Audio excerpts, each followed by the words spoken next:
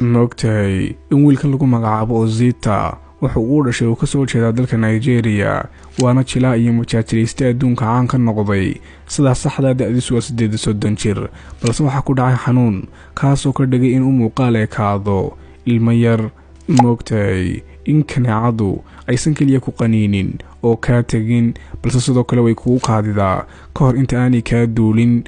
moogtahay in meerayaasha qaar ay soo saaraan oo ay leeyihiin roob daymana moogtahay in kalluunka lagu magacaabo starfish mana laha maskax iyo dhiigtoona moogtahay in fruitka ugu awooda badan lagu magacaabo kiwi cunida kiwida la cunaana wax yareysaa dhibaatada indhaha soo gaaraysa sidoo kale waxa kor u qaadaa aragga qofka moogtahay si aad uga dhigta muuskaaga mid fareesha oo ku yaala 3 ilaa 5 cisho kaliya dhinaca sare madaxa kaga duuduub bac balaastiga moogtahay in cilmi nafsigu dhahayo marka uu joogaaga adoo faraxsan si degdeg u noqdo mid muruga badan badana waxa calaamadu tahay inaad tabtay oo aad u haystay qofka maqan moogtahay in aad naftaada dili karto haddii aad naftaada isku celiso muddo badan moogtahay in Thomas Edison uu sameeyay qalin leer ku shaqeynaya sanadii 1876 kaasoo markii dambe laga dhigay mashiinkii ugu horeeyay ee tattoo lagu sameeyo sanadii 1891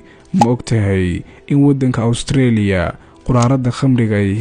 ay ka jaban tahay marka la barbar dhigo caagada biyaha cabayso soo la yaab ma daawade hadda tahay ruux maskax badan ka shaqeeyo oo xal su'aashan jawaabteedana qaybta commentiga hoose igu sheeg haddaad garato waxa tahay ruux maskax badan runtii ha iloobin inaad follow noo saarto YouTube iyo Facebook profile ka saarana aad subscribe dhahdo